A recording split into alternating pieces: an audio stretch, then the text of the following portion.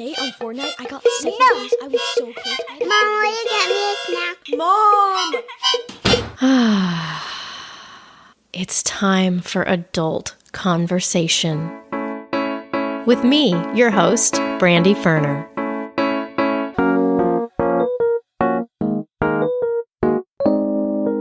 Hello, listeners, and welcome to the Adult Conversation Podcast. Today's episode was so much fun to record and edit. A few months ago, I went on a writer's retreat with, well, other writers, and many of them were also moms.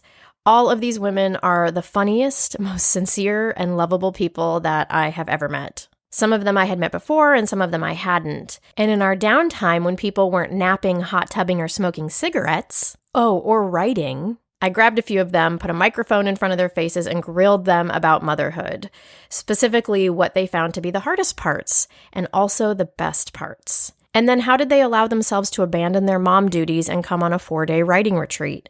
Was the guilt thick? Did they feel like they deserved to do this? And how did they get over all of that and show up?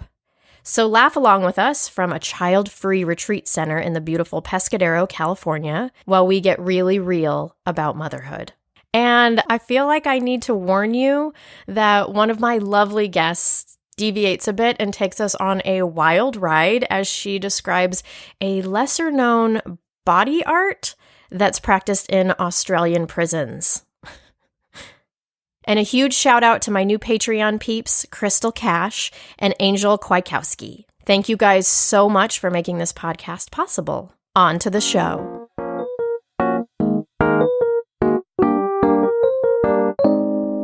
First, I have to say that I've had a cold, so I sound super sexy, real fucked up.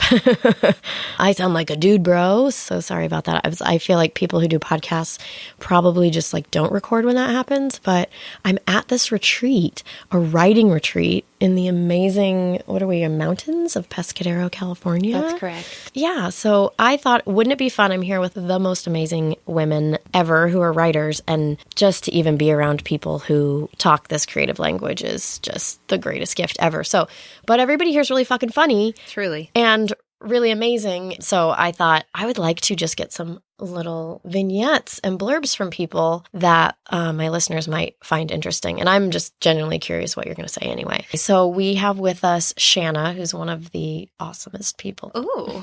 Okay, so my question, there's some families who do this thing where at the dinner table at night, they're like, what's one positive part of your day? And then like, what's one struggle you had? And so this is a little bit of a version of that. I don't do that.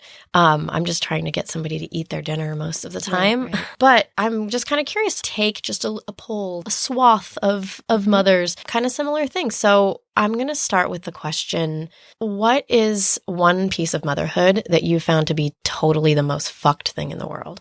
Or maybe something that you struggled with? I think the imbalance of labor is fucked. Okay, we're talking between gender inequality? Correct, yes. And we've talked about that before. Yes, so this is nothing new. Yes. But yes, that makes me crazy. And I feel like I'm constantly having to point it out to my spouse. These are all the things I did today. Right. Take a gander. Yeah. And he never says this, so I don't know why I don't give him more credit. But sometimes I think he thinks I'm sitting around eating bonbons. Really? Watching soaps or something. So this might be my own issue. But I do feel like sometimes I have to kind of prove all of the different things that I do to keep this family going and running. And actually, coincidentally, this retreat, because this is the third time I've gone on it, which maybe you can edit that out. Anyway, no. It stays. These little moments that I steal away and they have to kind of manage without me are very interesting little snapshots of how to go when you get back. And usually shit fell apart. Like sometimes even really fell apart, and tears and yeah, there was something that happened last time. Somebody got left somewhere. Yes, my daughter, it was her first week of middle school. Oh. And just happened to coincide with this. And I had all these pages laid out. Wednesday, here's the pickup, here's picking up, here's, just everything all down and taken care of. And as these things sometimes happen, one of the girls thought that she saw Marley left early. And so when the carpool dad came to pick her up, they said, oh, where's Marley? Oh, she went home with her grandma early and she was supposed to go to her grandparents eventually and whatnot. So they just moved along anyway. She got left. We didn't have a phone for her. And she was at a new school. So it was kind of turned around, didn't know how to get home. Like it just, one thing after another. And then maybe that answers the question for him. What you do all day is you make sure that doesn't happen. Correct. Right. On a daily basis. Right. And all those, and just, you have to be the one to sign the permission slip or the kid doesn't get to go on thing. And let's be honest, the signing the permission slip thing, I keep telling myself I'm going to buy a stamp. Right. Because if I have to fill in my goddamn policy ID number for my insurance and stuff on these things, I want to kill somebody. How about and we why do that don't once? I know it? Yeah. Right. So I always have to go get my wallet and pull out the And do card the thing. and do the thing. You know what, actually, I think is a really interesting question. You have me like rethinking what I want to ask you guys. So we're at this writer's retreat. A lot of us are moms. How do you allow yourself to come to these? Because there's lots of moms out there who are probably thinking, I could never leave. But how do you make it okay? And was it hard for you like the first time you went on one of these? Yes.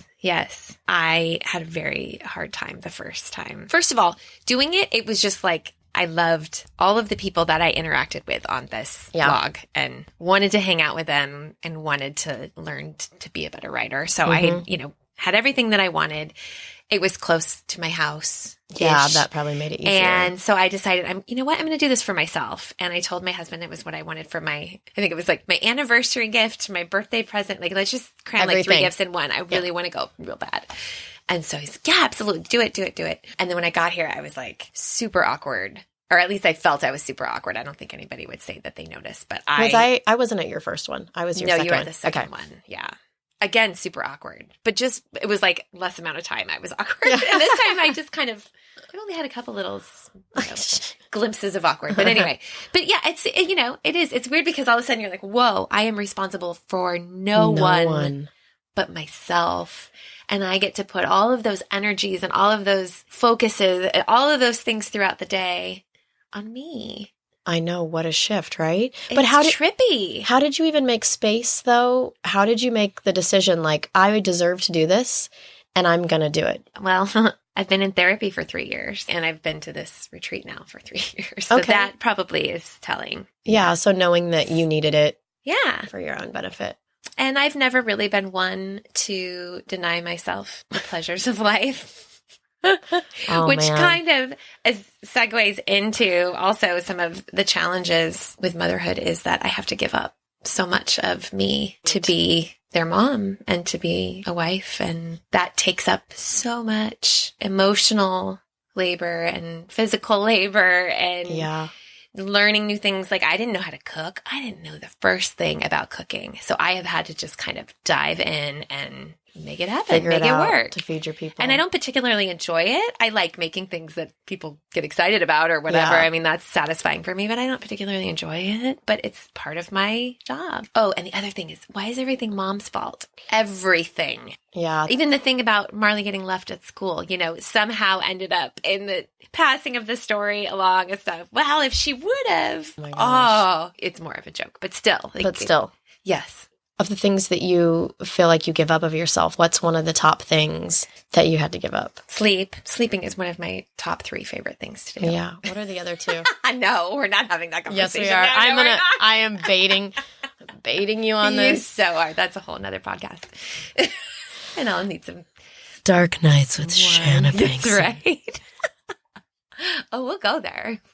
You can't put me in like mom zone and then be like, and what are the other things? But that's the thing is that's the best part is a retreat like this takes you out of mom zone. True. Which is so great because then you get to connect with those parts of yourself, which it's so necessary. It's interesting to see at a retreat like this, to see who we are when we're not at the park. Mm-hmm. Like when you could smoke weed on a porch. Yeah. Do ya? Yeah. I mean, it's like. I do. It's like all of those things. And the cigarettes. The last time I smoked a cigarette was when I was here. And I don't crave them or anything, but I'm just like, I'm just going to be naughty. I can be naughty. And you know what? I'm going to take it to the next level. I'm going to take a nap. Right. I'm going to take a 2-hour nap. And it's like, you think it's like so decadent and so really just delicious. Absolutely. You can see this bed here is and there's just no children. Right. I mean, that part in itself, it's like deprivation therapy. Yes. Yeah. Yeah, I was talking with a friend about how, and I feel almost like a dick because it's a pretty privileged thing to be able to like go to a retreat, you know? Mm-hmm. And so sure. I just want to like that acknowledge that this isn't just something that like, if only you just went to a retreat, you too would. It's like, we're lucky to be able to do this. And yeah, do I rub strangers' bodies to pay for this? Yeah. Yes. So I'm not a prostitute, although you know what I realized the other day? The only difference between, well, not the only, one of the few differences between my job as a massage therapist and a prostitute is a sheet. And there's one other. My job as a massage therapist, the next closest job. An intention. The intention is different. Yeah. But the next closest job is it's like prostitute or physical therapist. Yeah. So I'm like hovering in that middle space. Yeah. Anyway, I was talking to a friend about when you go to a retreat, how the first couple days, you almost don't know how to be. Exactly. And so it feels like there's this armor that you have up in the world and you don't think about yourself. So then when somebody serves you a meal that you didn't have any part in making or buying or Super planning, weird. It's like spiritual. Oh, but it's I mean, I remember the first time we came here and our cook here is not only like a fucking, she's how would a you wizard, even, goddess, unicorn. yeah, she's the most brilliant person on the planet. She's just amazing and such an amazing cook. But I remember there were some of us crying last time at the first meal. Yeah. Which is so sad in a way because it's like that's how it's deprived. kind of beautiful, but it's also really kind of pathetic. But so it's this interesting thing that happens where the first couple days, you know, it's like you almost don't let yourself enjoy things. Correct. Absolutely. Because you haven't That's let why yourself. I mean, when I said I was awkward, I was like, I don't know what to do with myself Right. now. I have to be busying my hands Right. somehow. Exactly. or- Like when I'm not caretaking people, who am I? And then once you're like, wait, so I am in the driver's seat all day? Like I choose when I go to the bathroom and I choose when I eat and when I sleep. It just, I don't know, it feels like a dog off of a leash all of a sudden. And then you get in the zone and it feels so good. So good. And then it's over. And then when you have to go back home, it's like, well, the home is, I really am so jealous of those of you who have to get on a plane. oh, right. And have the time Because to. that's like that transition zone where you're like, okay, I've got to mentally prepare myself to get back. But I'm basically like dropping some of you bitches off at the airport and then I straight have to home. go, boom. What's for dinner, Mom? Yeah. I wouldn't mind like a 12-hour flight. But then when you go back home, you have to put the armor back up. So it's like when you go home, you're all like vulnerable and raw. And then you're immediately like, oh my God. The re-entry is it's hard. real. And you get prickly and you get kind of. Yeah. I get very indignant about Yes. Because you realize. like things are going to change around here. Mm-hmm. You come home with like a whole new set of rules. Listen, Tuesday, you're making dinner, Frankie. Wednesday, I'm taking no one's shit anymore. But it's like you really get to see how normal people live, people who have autonomy. And then when you go home and you don't have it anymore, it's like, how can I get more of this? Yeah. So it's eye-opening and it's so refreshing. And then it's also almost, is it better to not have gone? Because then the armor would have never come off. Right. I mean, it's not. It's not Clearly, never it's better. not. This is my third time here. And right. You're addicted, I'm clearly. So, yes. I'm all in. So what's been one of your biggest joys of motherhood? I feel like 10 hours later. I know, right? That's so hard. I guess seeing them accomplish things and living their triumphs and stuff through that, experiencing that. My youngest has special needs and she has a rare form of muscular dystrophy. And so when she was born, they told us she's never going to sit up on her own. She's strong. She's going to have some strength. She's very bright and cognitively intact and blah, blah, blah, blah, blah. But she's never going to sit. Okay, so my husband and I ordered this special medical equipment, the little sitting chair to properly position her. And before the thing, it takes like 6 to 8 weeks. All medical equipment, for whatever reason, takes forever. So we're waiting the 6 to 8 weeks. And between that time, she learned to sit up on her own. Whoa. And we're like, oh, okay. And it arrived and we all kind of laughed. And the doctor said, well, that is really great, but she's never going to stand on her own. She just simply doesn't have the strength for it. So we need to get her this thing where she can, now that she can sit up, that's great, but we're going to have her stand so she can do certain things. And then the same thing happened. And so it kind of became a joke. Well, she's never going to walk on her own ever. So we get her this little gait trainer thing and we're walking around IKEA with this little thing. And and I kept saying, like, you don't know this kid. And she is just such a little shit. She's so determined and willful. Yeah. Stubbornness can be useful. Yes. Yes. I don't know that she would even be alive if she wasn't as stubborn and willful. But so those little things, and now that she's old enough and aware, and so we give her these little challenges. We're like, well, what do you think? Her physical therapist, what's your goal, your physical goal for this year for physical therapy? And she says, I want to jump. I want both feet to leave the ground and jump. So she works so hard on this, and she's like, I'm doing it, Mom. I'm doing it. So it's really cool. And so when she reaches these little milestones or does these little challenges that she sets for herself, it's incredible. And likewise with my older daughter, or just I want to enter this writing contest. She busts this story out, and it's brilliant and awesome. And she entered it. And she wasn't even of age yet. I had to actually write them and ask if a 10-year-old can enter a 12-year-old and up writing contest. So anyway, little things like that. Like that's just, the swell is real. And of course, just those little tender moments when they come grab your hand, or like when I find my little love notes hidden in my luggage. Oh my gosh. Forget it. Your kids, both of them. Wait, get the note. Can we read the note? Yes. Is that okay? You can read her writing, yes. Okay. So super cute. With a little blue puppy. So in Shanna's suitcase was this adorable note. It says, Dear Mom, I hope you are already having fun and got the bed you wanted. I miss you, and I hope this week goes by fast for me. I also hope that you have the most fun ever. Don't forget me. Take this stuffed animal and snuggle with it. And snuggle is spelled Snuggal, which I sort of think snuggle should be always spelled like that. I kind of like it too. And snuggle with it. I love you so much. P.S. Hope our family doesn't fall apart. Oh my God. Love, Frankie. Just a little sprinkle of drama in there at the bottom. Yeah, just a little bit of guilt. Yeah. Hope we don't all fall apart while you're gone, This Mom. is just amazing. Things like this just are, That's when I'm like, it's all worth it. Yeah. You get to live another day. That's exactly you do, not your right. sister. Oh I'm my just kidding. Yeah, what was the other note? Your other daughter's was like... No. I've got a bunch of these. These are all hidden in my books and in my suitcase and in this trip?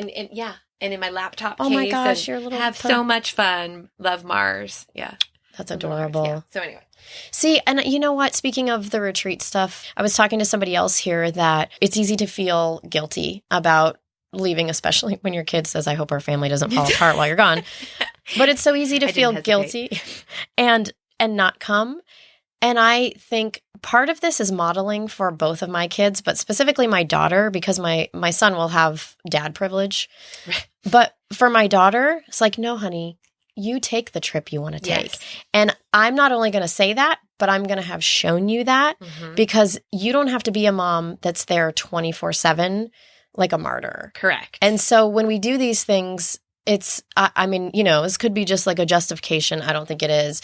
But it really teaches our kids that they can do these things for themselves, and also that your mom is a human being. Absolutely. And so guess what? Human beings have passions and things outside of just these roles. Right. I actually feel good about leaving because I feel like I'm giving my daughter freedom. Yes. Agreed. That feels good. Yeah.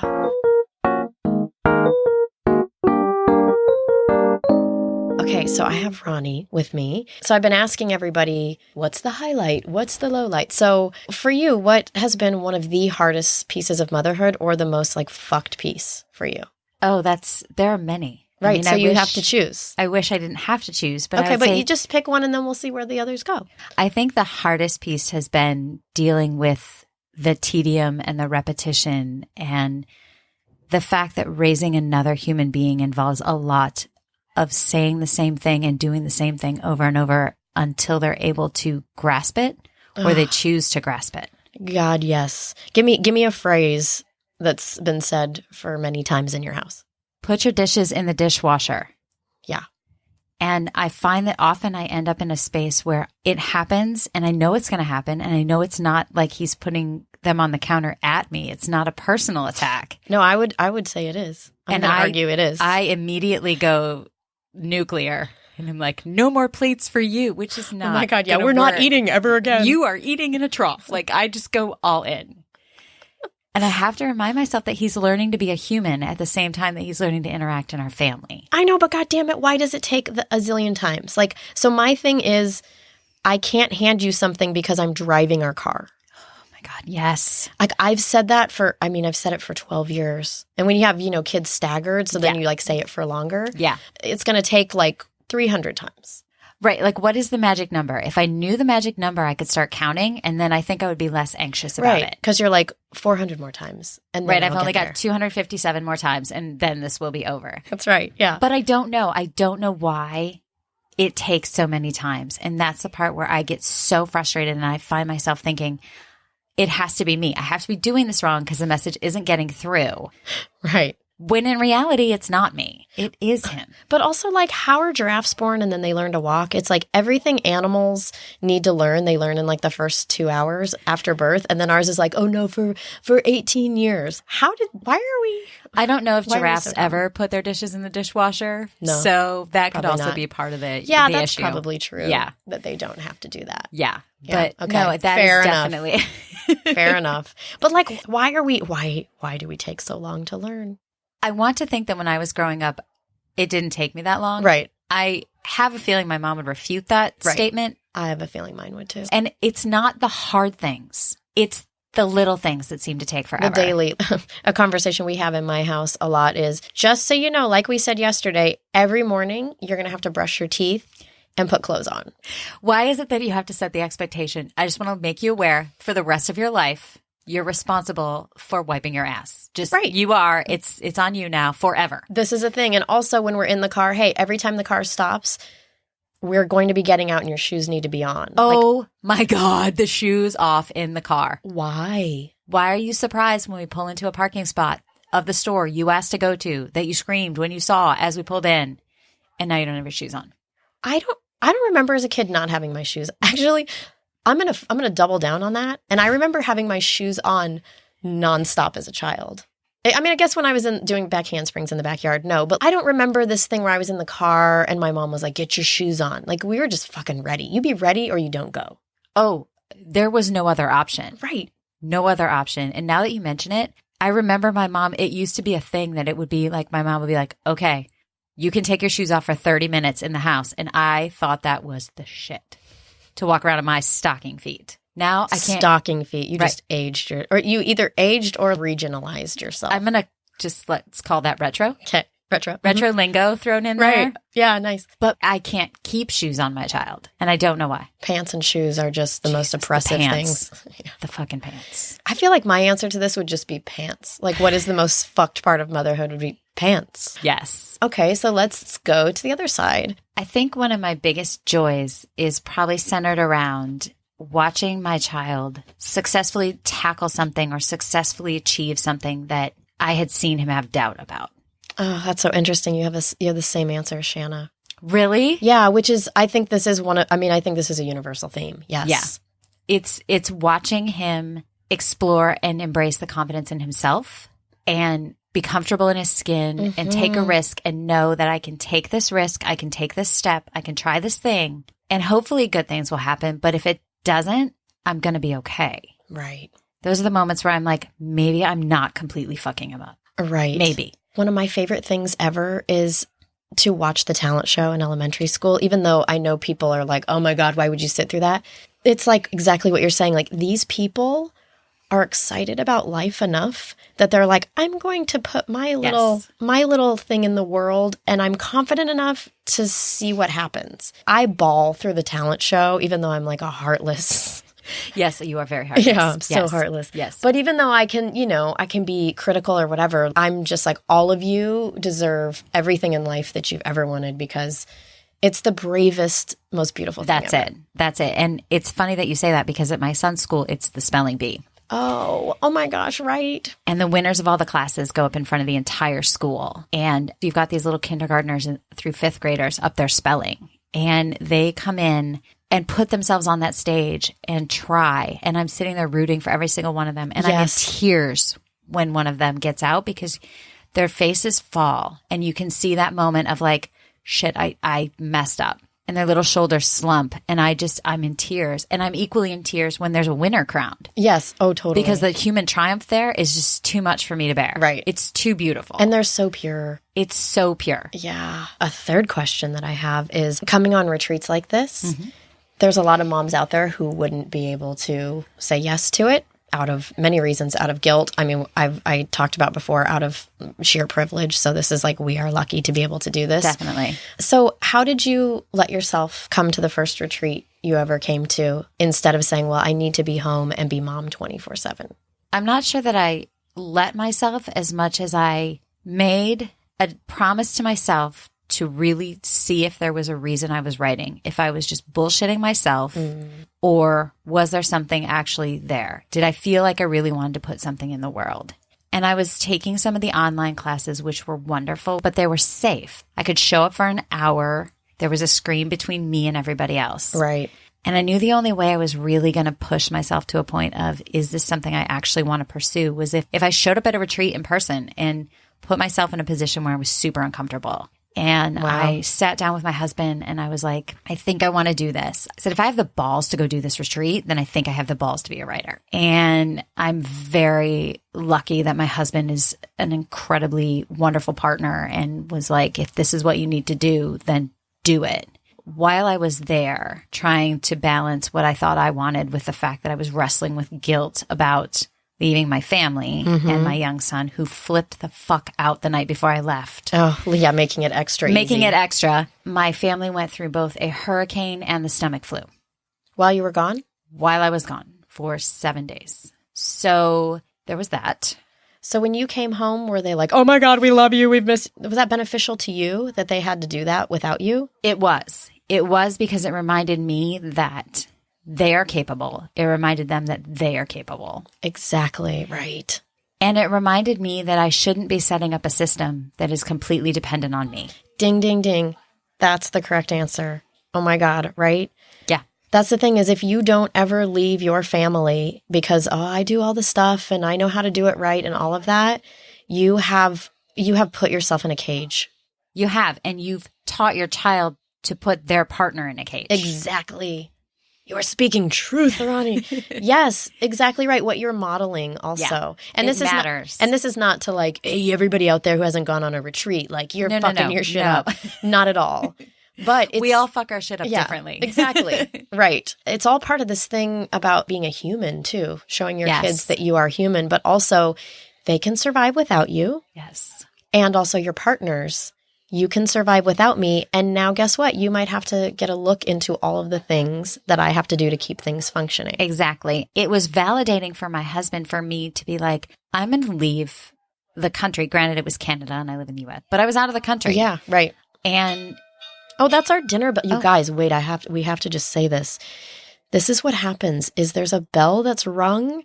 And what that means is you go eat food that you didn't have to have any part in obtaining or cooking. And you don't have to wash a dish. That's what my friends were like, this writing retreat you go on sounds awesome. I'm like, yeah, just write words. It doesn't even matter. You don't even have to be a writer. Just write words. That's pretty much all we do. But just write words. But just come here and eat food that's prepared for you and like chill in the most gorgeous place ever. Absolutely. Yeah. So I'm recruiting people for this, clearly. You were in the middle of saying something before we were beckoned to dinner. Well, I mean, dinner is very important, so I will wrap this up. But what I was saying is, I think it also showed that I believed in my partner and my son. Exactly. Right. I believed that they could do it. Yeah. I believed that I had set them up to succeed. And it's my job, I think, as a parent to set my son up to succeed, not to set him up to depend. And so I strive for that. Damn, girl. You're the greatest.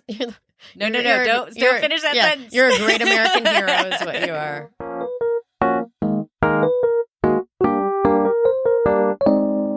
Okay, so now I have with me Tiffany. For you, what has been like the most fucked up part of motherhood? Possibly like something that surprised you, the most surprising thing, the thing that you didn't know. This is what motherhood entailed. I think the most surprising part is I never expected to hate my children. Oh. Yeah, okay. Well, you know. And also thank you for having the balls to say that. Because I feel like many moms would never say that, but we're here to say the things that many moms won't say. So like, thank you for that. Yeah, I think there's a lot of conflicting feelings. You know, I can hate my children and still, want to jump in front of a train. to save their lives. Yeah.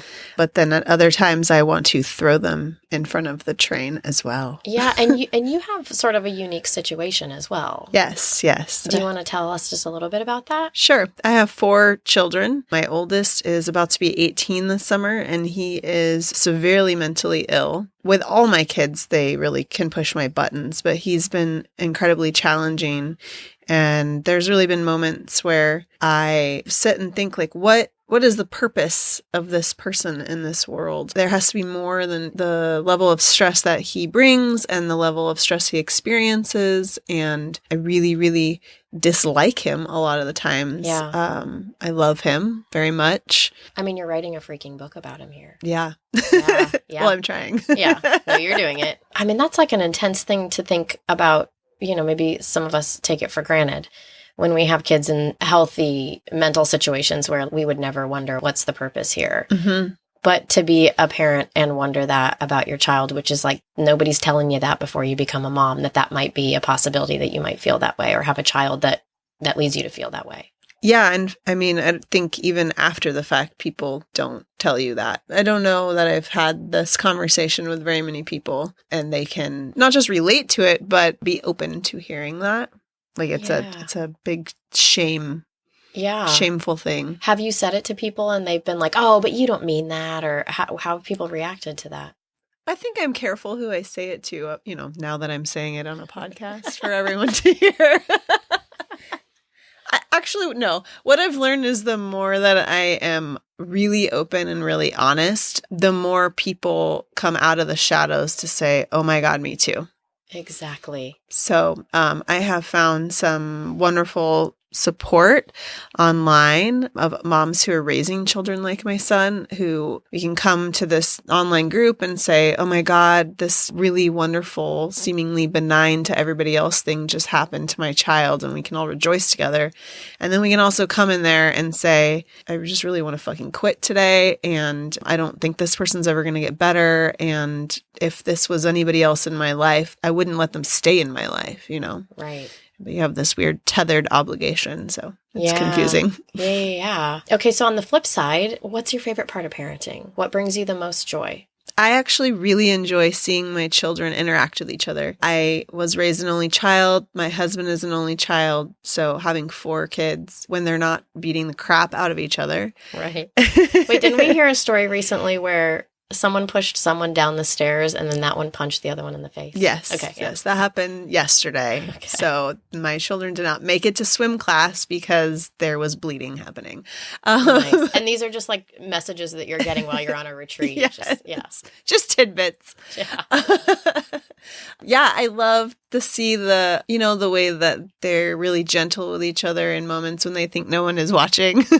Right. And that the ways that they stand up for each other and worry about each other and just seeing them blossom into their own people. It's pretty neat. Yeah. Yeah. One more question before dinner bell. Sometimes it's hard for us to allow ourselves to come on these retreats. So I'm curious, how did you know it was okay for you to leave your family and come on these retreats? And I know this isn't your first one. I haven't really been one to take up the shame of taking time for myself through motherhood. I've been a mom for almost 18 years, which is the entirety of my adult life. You had your first child at 19. Yeah, right? I got pregnant just 6 months after turning 18 and had him right after I turned 19. So I've always seen the value in holding space for myself and allowing myself to be someone outside of just a mom.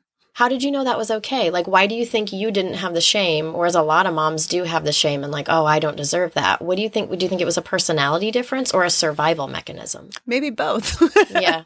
And also I did not see that happening for my mom and my grandmother.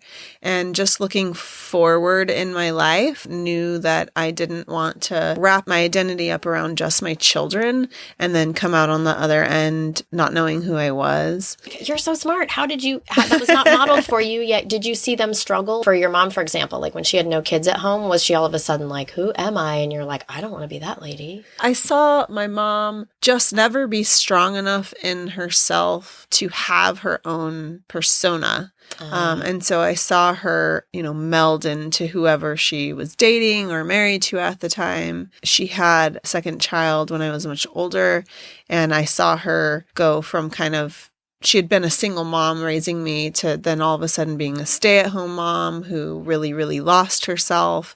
Okay. And then never really found a balance. She went to the total other extreme, like into straight midlife crisis. Okay. Yeah. So I wanted to have a little more balance for my children. And also when I met my husband, when my oldest son was 2, I remember when I first met him saying, my son will always come before you. And then very quickly realizing that wasn't always really healthy. Not that I would choose a bad partner over my child, but if I chose to make a life with this person, then I think that the most important thing was to keep that foundation really solid for our kids as well. And I think that translates over into myself. Yeah. Keeping my own self really filled up and as strong as possible is just going to make me a better mom.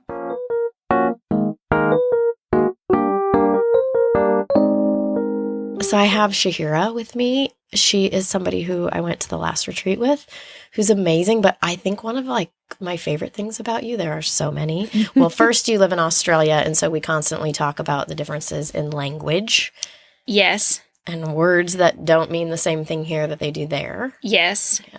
And the fact that I speak really clearly and well, and I don't understand anything you're saying. Yes, right. That's right. I'm the problem. Yeah. Yeah, right. Yeah. There are words that Shahira doesn't like to have people say to her or read. And we don't even need to talk about them. Let's talk about Aquaman. Oh, we could talk about Aquaman. Let's talk about Aquaman. Okay, how do you say it? Aquaman. No, wrong. Right, okay. Yeah, that's incorrect. Because say the first word. Aqua. Then say the second word. Man. Okay.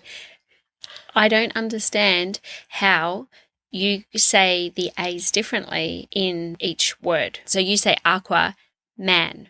So the A's have different sounds, and that doesn't make sense because why would you be so inconsistent in such a short space of time? So you should either say Aquaman, like I say, because that makes sense, or Aquaman, which sounds a bit Jamaican. I wonder how the Jamaicans say it. How will we ever answer that? Sure. Do you know anyone Jamaican? Not at the moment, I don't. Okay. I'll need to be making new connections at the airport tomorrow, though.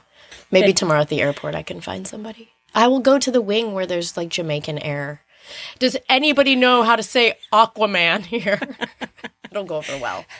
It'll be great. I won't be handcuffed and dragged off. Normal. Okay, I'll work on it. I'll try and find someone Jamaican as well. But you make a good point, even though you're wrong. But good point. Thanks. Thanks for that. But wait, I need for people to know that you work at a fucking prison. Mm-hmm. Yeah, you've got some great stories. Yeah. Hey, everybody out there, Google marbling. I don't know that I want to talk about it on the podcast, but we can talk about it. This is where the podcast is what's that one? Ear hustle? All of a sudden we're on ear hustle. Yeah. Okay, tell us about marbling. Okay, I'm not sure if it's an international thing. It's definitely a thing that happens in Australian prisons, and look, potentially the Australian community. I don't know. I don't really talk about it. Yeah, you do. In society. So I was running a group for men that had been in jail, and we were doing an addictions course. So a lot of them had drug or alcohol addictions, and for one reason or another, completely unrelated to the course content, they decided to tell me about marbling, which... You're so lucky. I'm blessed. So I didn't know what marbling was, and I'm quite proud of the fact I didn't know what marbling was. So what it is, apparently, rumour has it, prisoners get a glass jar or something that's glass, and they break it, and they sort of sand down the glass so that it's a sphere, a little sphere, and then... it gets a bit painful. They get their penis and they get a razor and they slice. I'm all of a sudden why am I having you tell this again? Because the first 2 times you told it, both times I'm okay. Yeah, no, it's important to know. Yeah. They slice their penis open and they pop that sphere in. So then they get toilet paper and they wrap the wound up so that it will heal. The fresh marble in the cut. Correct. Oh. Yeah. They wrap it so that it will heal. And then when it's healed, they start again in another spot. So the ultimate goal is to have a penis that is decorated all over with marbles. Ugh. Yeah. Yeah. And look, I guess this is the important aspect of it. The reason they do it is apparently You're saying apparently so many times that I feel like you know so much more about this. And Yeah, you're like, and I'm in I don't know. denial. I wouldn't know. I wouldn't know, but I hear that Your they husband's marbled. I know it. hot. Hot. They believe that it's for the pleasure of their sexual partner. They're so giving. I know, right? They're so giving. I know. Okay, wait. Tell about the part about when you talked to the prisoner about it. So I, like you, was quite horrified the first time I heard about it. I mean, let's be honest, it's disgusting. So I did say, why would you do that? And the guy said, well, for your pleasure. And I'm like, no, look, see, if I saw a lumpy dick like that, there's no way you're putting your lumpy dick anywhere near me. Can you imagine seeing a man naked for the first time and seeing that him present that to you, and like, honestly, he looked like he'd be diseased. Oh my God, how? Like, that's not normal. No. And we're assuming even in that the wounds are healing nicely. Even in a nicely healed, marbled penis, that's still alarming. But they're not, with toilet paper, those wounds are not healing well. So there's nothing good. So I guess the moral of the story is, if you see a lumpy dick, run. Yeah. It's not just in the case of people that have been marbled. Like, just as a general rule, if you see a lumpy dick, run. Yeah. Right. This is a bigger universal issue. I think I'm doing a community service. I think, thank you. You're welcome. Thank you. All I'm going to say is that if you want to make a little side cash, you should just sell marbles at your prison, like contraband, Yeah. Like on the down low. Yeah. Look, it's an option. Yeah. I'm not really. Or sterile razors. You could offer this service. You could marble people. I mean, I'm just saying side money. I'm saying you want to take your kids to Disneyland or not. Yeah. Look, it's a possibility. It's not really. I don't want to.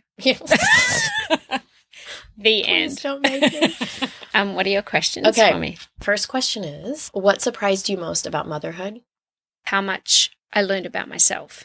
I thought that motherhood was about raising another person and instilling them with values and morals and good stuff. Right.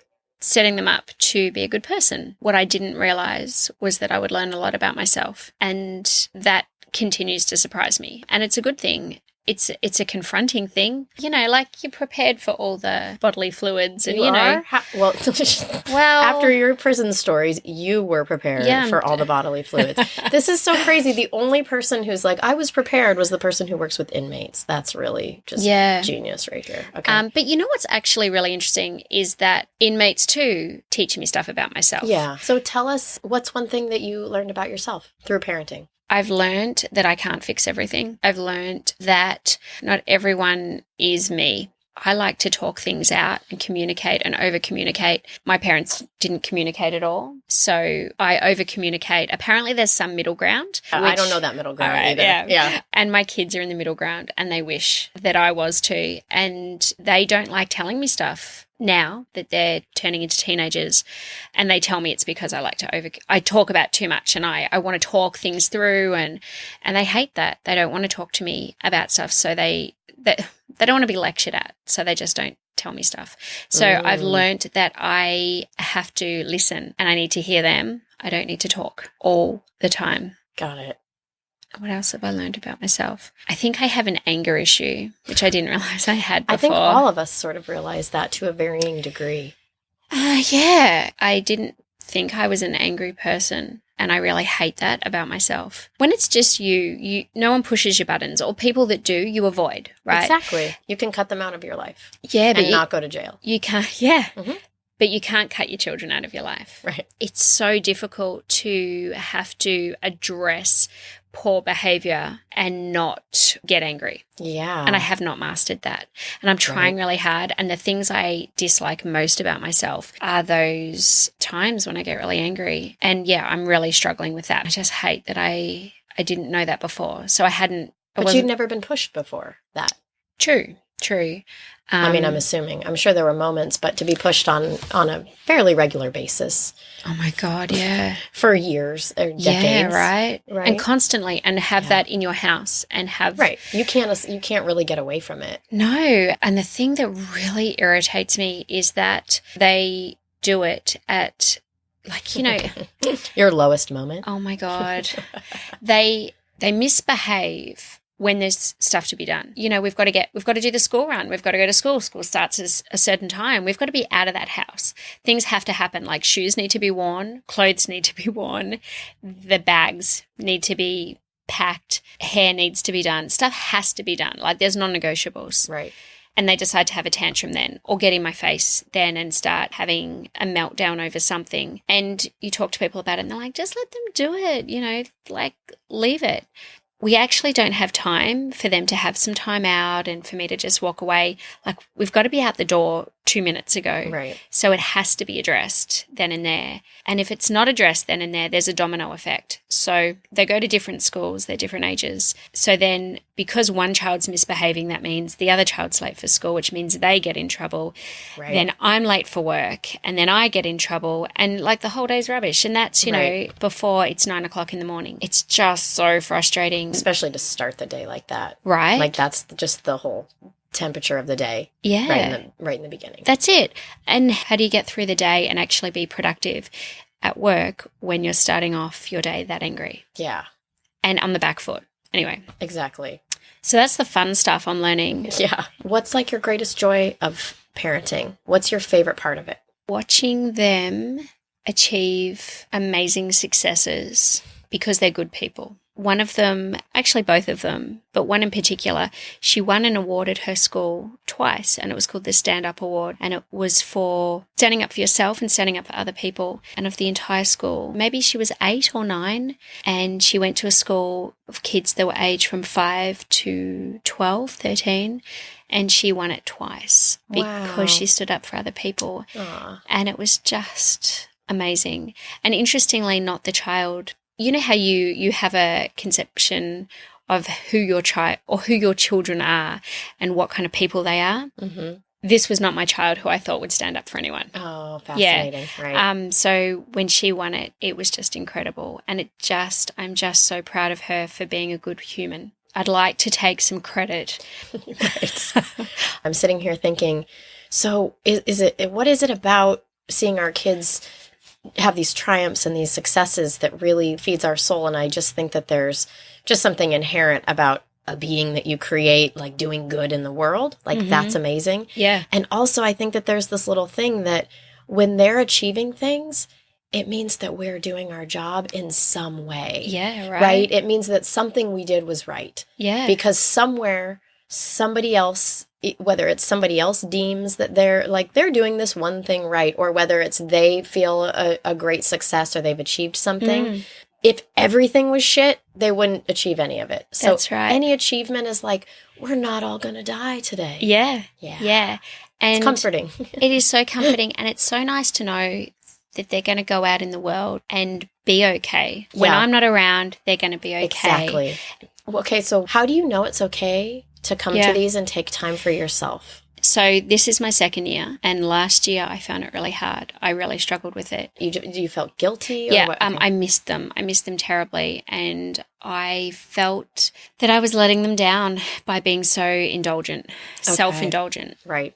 And they needed me, and I run the logistics of the household. So how was the household going to survive without me? Which is insane because they were fine. Their dad had it under control. I mean, having said that, I did set everything up before I left to ensure that everyone had it under control.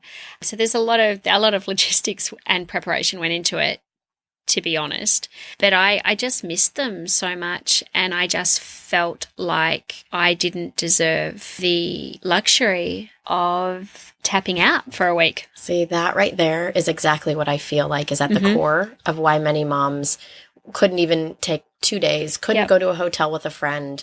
Yeah. Well, look, and this was the first time. I mean, how old are my kids? My kids are 13 and 11 now. So last year they were 12 and 10. My math is amazing.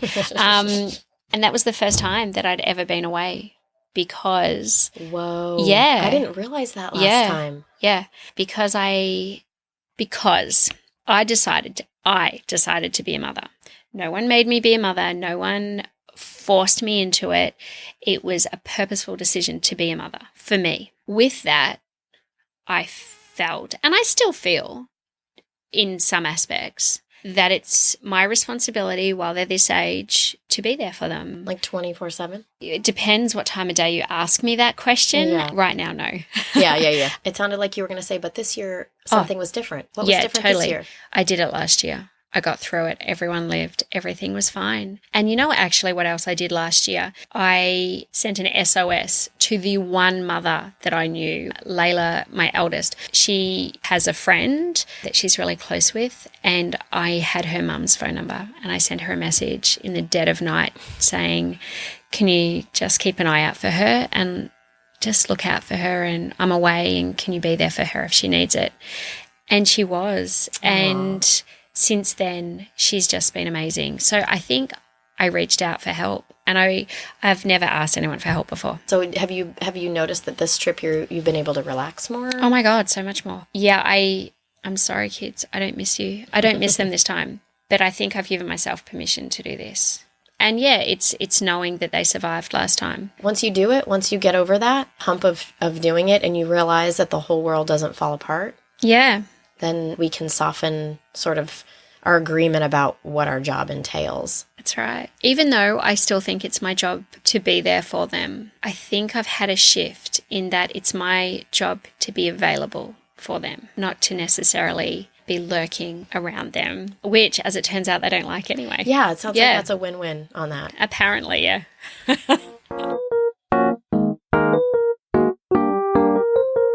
As always, thank you so much for listening and supporting me. A few weeks back, I put out the call to my Adult Conversation Facebook page followers to leave me a quick voice message on SpeakPipe about their favorite hacks for surviving summer with kids. Sadly, there were no heavy breathers like I thought there would be. But there were two awesome moms that rose to the challenge, and here are their tips for you. So this is Cindy Jackson, and we have a lot of kids. And one of my biggest tips is to set out a veggie tray about mid-morning with a cold pack underneath it and let them graze all day. And then you don't hear, "Can I have a snack?" every 20 minutes. Just change out that cold pack every time you make a pass through the kitchen for some coffee or whatever, and it has been an aggravation saver. Good luck. Hi, Brandy. I'm not really sure if I can do this or not because my kids are only 1 and 3, but something that we love to do during the summer, we have about 1 million ride-on toys and trucks that live in the backyard and little random things that get played with in the sandbox. And my favorite thing to make the kids do, which is helpful and fun for them, is to throw them out there with a scrubby brush, the hose, and a little bit of dish soap, and let them have a quote-unquote car wash with all of their outdoor toys. So sometimes I have to help them scrub everything down, but it's a great way to give them something to do. It takes a really, really long time, and they think they're having fun, even though they're actually cleaning the outside. If we have plastic toys inside, we throw them outside as part of the wash as well. So it's a fun thing to do on a hot summer day. Here I am back at the goddamn zoo. I have sex with aliens.